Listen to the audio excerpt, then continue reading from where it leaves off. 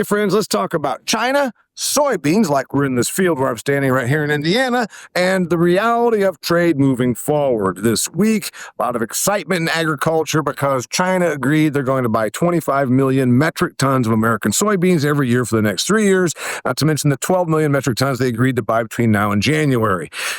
Excitement? Maybe. Euphoria? Absolutely not. And I'll tell you why. First off, China has never lived up to any agreement they have made with the United States of America. Some of us are old enough to remember that. In 2018, they said they would buy $50 billion of American agricultural products. The most they ever got to was $36 billion, or about 78% of what they agreed to and pledged to. And that was at very high commodity prices, which means even when prices were high, they didn't hit their $50 billion of what they pledged.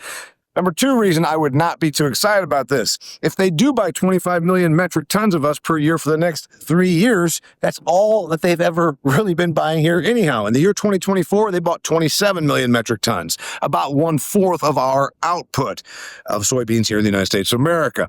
Here's some reality that a lot of folks don't seem to grasp in American agriculture. China has purposefully been attempting to replace us as their supplier for quite some time. In 2013, they announced the Belt and Road Initiative, or sometimes called the New Silk Road. China deploying literally billions and billions of dollars throughout the globe to extract resources from other countries that they can more easily control and, in fact, probably colonize economically. It's economic colonialism. China does not want to be dependent on the United States of America as they view us as their adversary. They intend to replace us both economically and militarily. That is their objective. So why would they be a long-term customer of ours? They will not, unless these two things happen. If somehow we are the lowest price and there is no other global supply, China will come to us.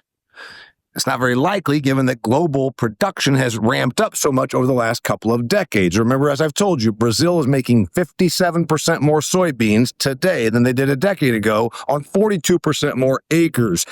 Global supply is not likely to dwindle, and that's why I don't see China coming to us as the only source for their groceries. Number two reason that China will be a customer of ours is what you just witnessed this week. They want access to our economy. The United States of America is roughly 1/4 of the global economy, around $27 trillion of economic output right here. With only 4% of the population, we have 1/4 of the global GDP. For that, China needs us to sell their cheap crap at Walmart. They have to have the American consumer. So the reason that American soybeans will be sold in China isn't because there is no other choice. It's because it's going to be a bargaining chip, as was done this week, meaning they will buy our stuff as long as we continue to grant them access to our marketplace to sell their manufactured goods. Damian Mason, I speak on stages all over North America and right here online about the world's most important industry, the business of agriculture. Thank you for tuning in.